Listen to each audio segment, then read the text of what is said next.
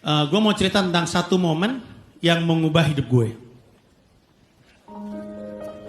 Jadi ada momen dalam hidup gue, namanya kena deh. Kena deh mengubah hidup gue. Jadi cuma ada Panji sebelum kena deh dan Panji sesudah kena deh. Panji sebelum kena deh, rakyat jelata, manusia biasa, ya kayak lulu pada inilah. Setelah kena deh, gue jadi seorang entertainer. Terbuka peluangnya untuk banyak hal, termasuk sampai bisa stand up seperti ini. Nah cerita ini adalah tentang kenapa gue bisa dapat pekerjaan itu. Kena deh adalah sebuah acara dari Kanada, judulnya Oblivious. Haknya dibeli sama sebuah PH di Indonesia, di Jakarta. Mereka mau bikin, mereka nyari presenternya. Syaratnya 3. Pinter ngomong, pinter improvisasi, dan tidak terkenal. Karena kan harus nyamar jadi berbagai macam pekerjaan. Castinglah penyiar-penyiar radio se-Jakarta, Bandung dan sekitarnya juga. Saat itu gue siaran di lantai 8 Senat Tamrin. Satu lantai 8 ikutan casting tuh, pada tahu tuh. Gue gak tahu karena gue baru datang dari Bandung, masih ngambil job MC yang menurut hard rock gak hard rock banget. Gue udah bilang sama teman gue anak hard rock, ngapain sih ngambil job itu malu-maluin deh, itu gak hard rock banget. Gue bilang, habis job yang hard rock banget gak ada yang ke gue, jadi gue terpaksa ngambilin kayak gini-gini. Ya jadi semuanya para casting, gue enggak. Setelah berapa minggu, talent coordinator namanya Tasya ditanya sama bosnya, bos PH-nya, gimana? Udah casting? Udah. Dapat belum?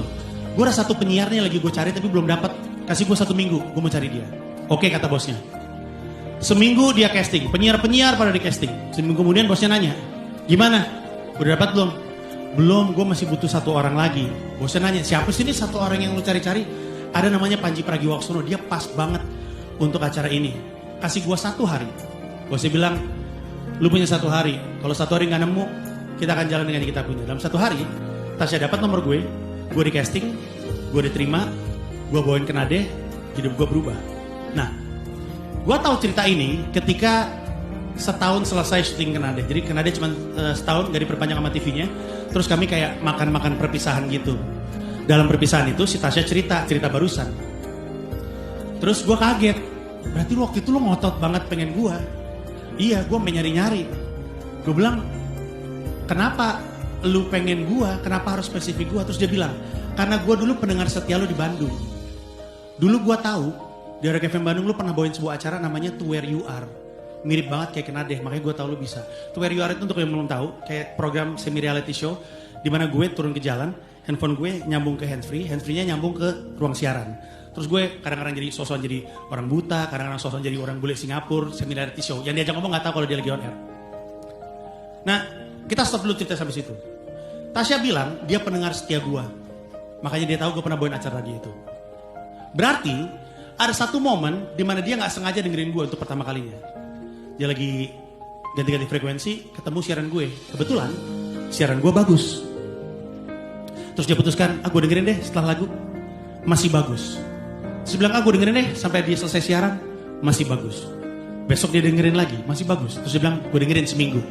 Seminggu dengerin gue siaran, dia masih suka. Terus bilang, gue jadi pendengarnya Panji.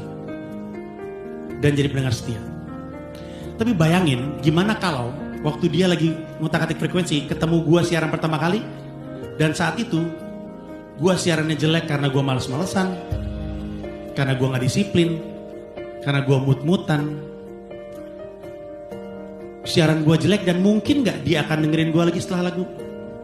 Mungkin gak dia dengerin sampai akhir siaran. Mungkin gak dia dengerin selama seminggu.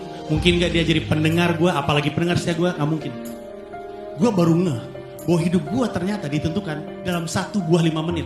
Penyiar kan kalau siaran tuh 3-5 menit. Yang kalau ternyata 5 menit itu gue jelek, hidup gue gak kayak sekarang. Banyak orang nanya, Panji kenapa ada yang sukses dan ada yang enggak? Kadang-kadang gue berpikir, kita sering banget menyia-nyiakan kesempatan yang diberikan kepada kita. Karena penontonnya dikit, karena yang nonton gak penting, mungkin bukan orang-orang jawabannya penting. Padahal waktu gue siaran, gue kan juga gak tahu bahwa pendengar gue seorang mahasiswi Unpad suatu hari akan megang sebuah jabatan di sebuah PH yang ngasih gue kerjaan yang mengubah hidup gue. Gue gak tahu itu. Tapi gue disiplin. Gue tidak menyia-nyiakan kesempatan itu. Bayangin,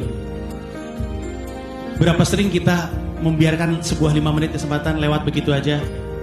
Padahal harusnya di depan 50 orang, di depan 5.000 orang harusnya sama aja. Di depan orang dengan jabatan penting, di depan orang pengangguran harusnya sama bagusnya.